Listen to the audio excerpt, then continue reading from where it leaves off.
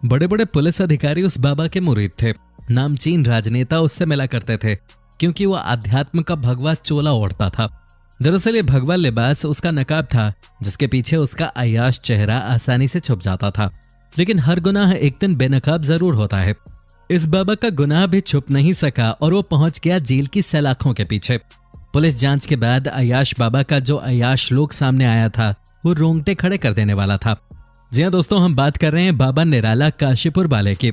जैसा कि हम सभी जानते हैं, एमएक्स प्लेयर की बहुचर्चित वेब सीरीज आश्रम का दूसरा सीजन आश्रम chapter 2 the dark side Dastak दे चुका है और इसका तीसरा सीजन भी बहुत ही जल्द दस्तक देने वाला है। पहले सीजन में धर्म और आस्था के नाम पे आम लोगों की भावनाओं से किस तरह से खिलवाड़ हो रहा है इसे दिखाया गया था।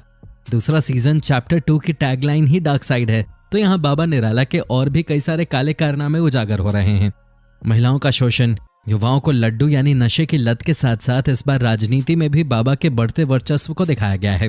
इस सीजन में फोकस किया गया है कि किस तरह से राजनीति धर्म का सहारा लेती है, जिसका फायदा ढोंगी बाबा किस तरह से उठाते हैं। जैसा कि सभी को पता है कि आश्रम के दोनों पार्ट्स की शूटिंग एक साथ ही हुई थी और बाद में इन्हें 2 भागों में बांट दिया गया। आश्रम चैप्टर 1 की कहानी जहां खत्म हुई थी, जो सवाल सीरीज खत्म होते होते रह गए थे वो इस सीजन के खत्म होने पे भी रह गए हैं।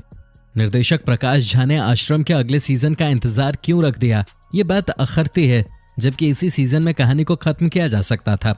इससे ये एक प्रभावी सीरीज बन सकती थी, लेकिन ऐसा हुआ नहीं है। पम्मी अपने परिवार पे किए गए जुल्म का बदला ले पाएगी? क्या इंस्पेक्टर उजागर सिंह बाबा को बेनकाब कर पाएंगे? राजनीति में सुंदरलाल और हुकुम सिंह में बाजी किसकी होगी? पिछले सीजन के ये सवाल इस सीजन भी खत्म नहीं हुए हैं। इन सवालों के साथ साथ बाबा निराला का मोंटी के तौर पे अतीत क्या था? किसे ईश्वरनाथ की जमीन पर बाबा निराला का आश्रम है, उसका पेंच क्या है? कई हत्याओं से जुड़े राज भी उजागर होने बाकी हैं। तो इंतजार चैप्टर 2 के आने के बाद भी बाकी रह गया है। अभिनय की बात करें तो इस सीरीज में सभी कलाकारों का काम उम्दा है। बॉबी देओल इस सीरीज में एक अलग अंदाज में नजर आए हैं और इस सीजन भी अपने किरदार को उन्होंने बखूबी निभाया है। चंदन रॉय सान्याल पिछले सीजन की तरह इस सीजन भी छाप छोड़ने में कामयाब रहे हैं। बाकी के कलाकारों का काम भी अच्छा रहा है। सभी अपने अपने किरदारों में कहानी के साथ न्याय करते हैं।